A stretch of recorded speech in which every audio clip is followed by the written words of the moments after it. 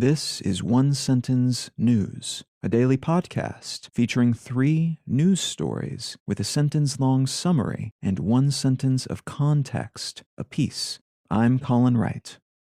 This is a sponsored message. I've been using Anchor as my podcast host for a while now, and it's been a pleasure to use. Anchor offers benefits that most other hosts do not. It's free to use, but it also has a collection of tools that allow you to create a podcast completely within the Anchor website or smartphone app. They distribute your show to Apple Podcasts, Spotify, and all the other distribution channels without any additional effort on your part, and you can make money from your podcast without any minimum audience size. So you can use it as a more traditional podcast host like I do, but it's also got everything you need to start a podcast from scratch. If you're keen to give it a shot, download the free Anchor app or go to anchor.fm to get started.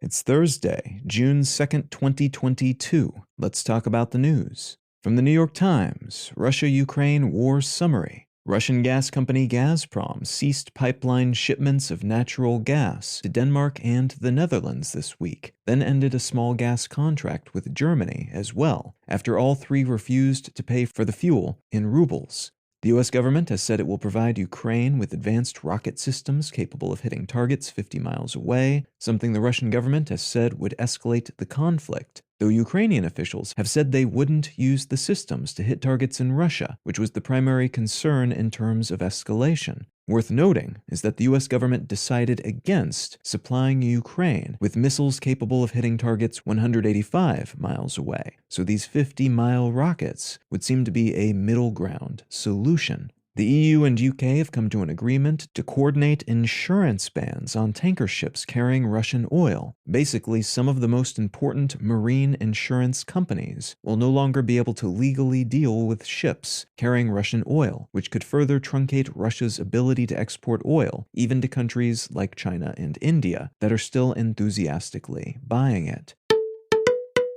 From Al Jazeera, Israel signs first Arab free trade agreement with UAE.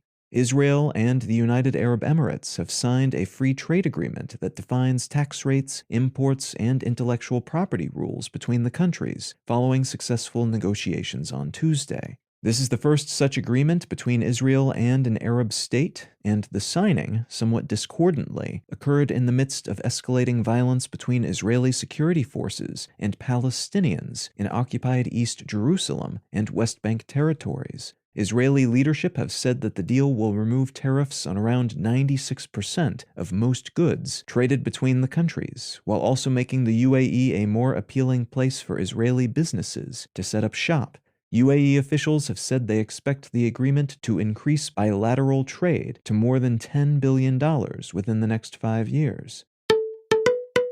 And from CNET, U.S. Supreme Court halts Texas social media quote-unquote censorship law.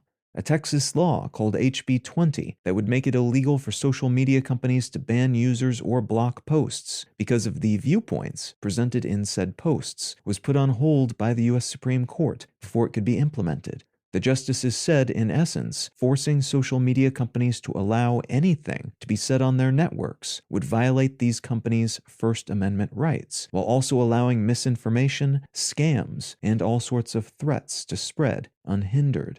This ruling is considered to be meaningful because the law to which it applies would be devastating to social media companies if it actually went into effect, because some of the Supreme Court justices who voted against it tend to be more conservative and thus tend to align their votes with those of conservative Texas officials most of the time, and because there are similar laws, including one that was recently passed in Florida but then put on hold by a federal judge due to similar free speech-related concerns popping up around the country right now.